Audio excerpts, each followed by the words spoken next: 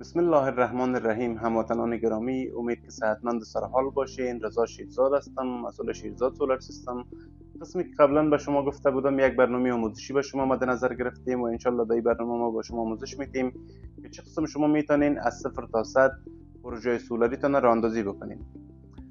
خب به خاطر که بحث ما خیلی طولانی نشه و ویدیو ما طولانی نشه، میخوایم وارد بحث شویم و انشالله قسمت اول است. در این قسمت بر شما فقط یاد میتیم که سولار سیستم چی است و سولار سیستم چه قسم کار میکنه، برقی که سولار سیستم به دست میاد در کجا مصرف میشه یا چه قسم مصرف میشه و اجزای اساسی یک سیستم سولار میخوایم براتون معرفی بکنیم.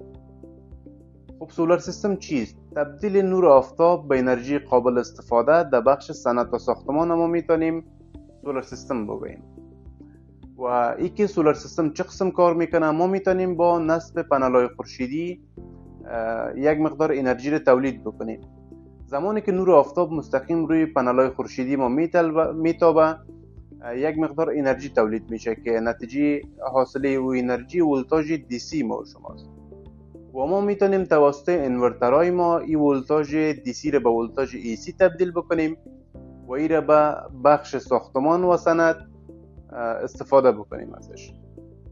خب این که برقی که از سولار سیستم تولید میشه به کجا به مصرف میرسه یا چی میشه؟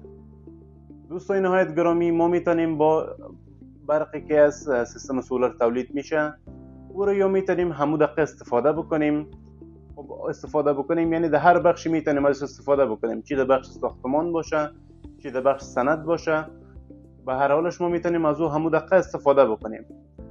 و گزینه دومی است که ما میتونیم او را در بطری های ما ذخیره بکنیم و در صورتی که ما نور خورشید نمی داشته باشیم یا ابر می باشه آسمان یا از طرف شب، ما میتونیم از بطری های ما استفاده بکنیم و یا میتونیم او را به مثل بعضی کشورها به شبکه برق بفروشیم و در مقابل او یک مقدار پول دریافت بکنیم.